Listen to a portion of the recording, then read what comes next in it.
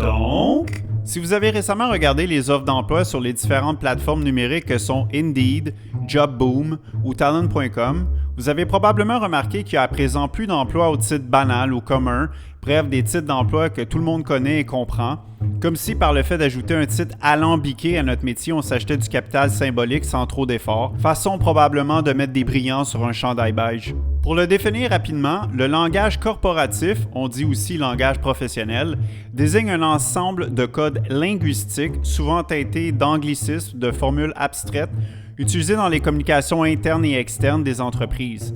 Pour rester poli, et j'y reviendrai, tout ceci n'est à mon avis que baliverne au mieux et une imposture intellectuelle au pire. Mais je vais un peu vite en affaires et je m'éloigne un peu de mon introduction.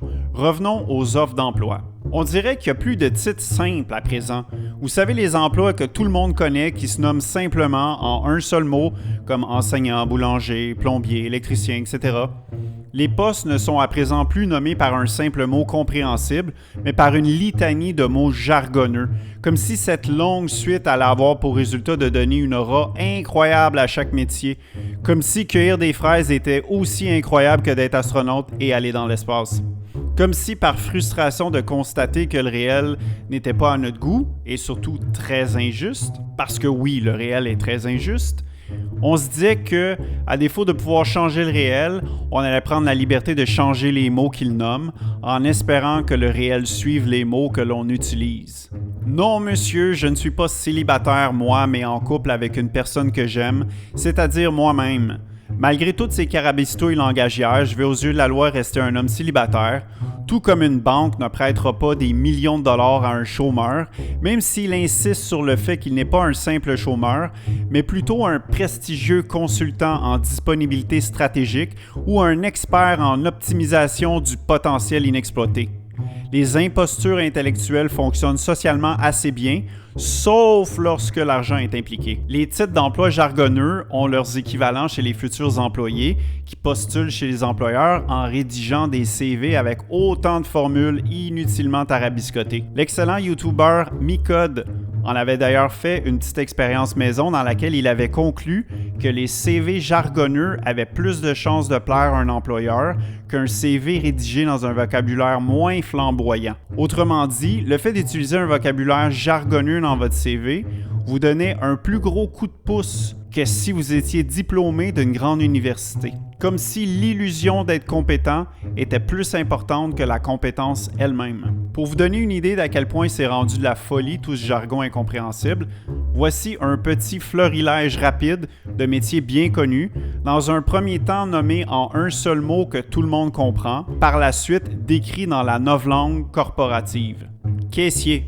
Agent principal de transactions monétaires et d'expérience client. Plombier. Technicien certifié en infrastructure hydrosanitaire et optimisation des flux liquides. Camionneur. Opérateur logistique mobile interrégional de marchandises lourdes. Sondeur. Analyste terrain en perception sociétale et extraction de données comportementales. Téléphoniste, coordinateur vocal en interface client, multicanal et gestion proactive des requêtes. Électricien, spécialiste en système électro-énergétique intégré et maintenance haute tension. Boulanger, technicien en fermentation artisanale et distribution de produits céréaliers cuits. Concierge, responsable de la logistique résidentielle et de l'environnement du bâtiment. Directeur, cadre supérieur en pilotage opérationnel et en gouvernance stratégique. Enseignant, facilitateur pédagogique en transmission de savoir interdisciplinaire. Policier, agent de régulation sociale et d'intervention sécuritaire territoriale. Médecin, consultant expert en diagnostic clinique et en protocole thérapeutique personnalisé. Agent d'assurance, conseiller en optimisation patrimoniale et en sécurisation des risques individuels.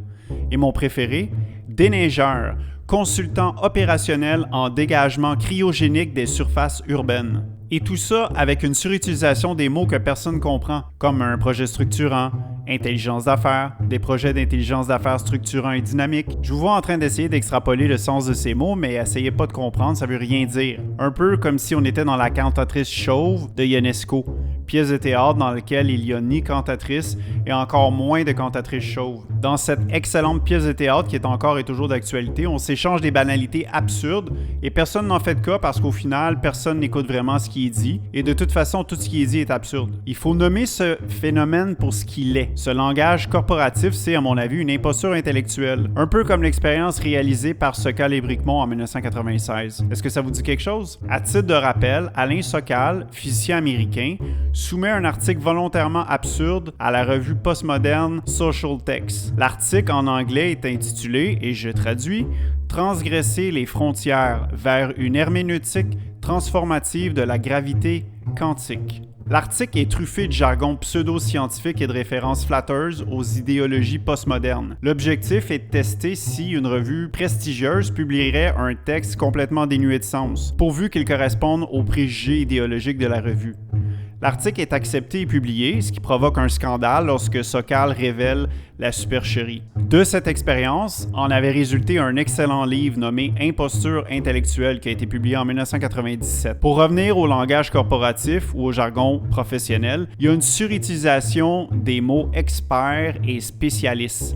Je me suis toujours demandé c'était quoi la différence entre un expert et un spécialiste. Si je suis mécanicien très expérimenté qui règle tous les problèmes possibles, est-ce que je suis un expert en mécanique ou un spécialiste en mécanique? Qui a le plus de chances de réparer ma voiture, l'expert en mécanique ou le spécialiste? En terminant, de mon côté, je suis peut-être pas un YouTuber, mais bien un orateur vidéographique s'adonnant à la mise en scène de soi dans les arcanes d'un théâtre pixelisé à vocation virale.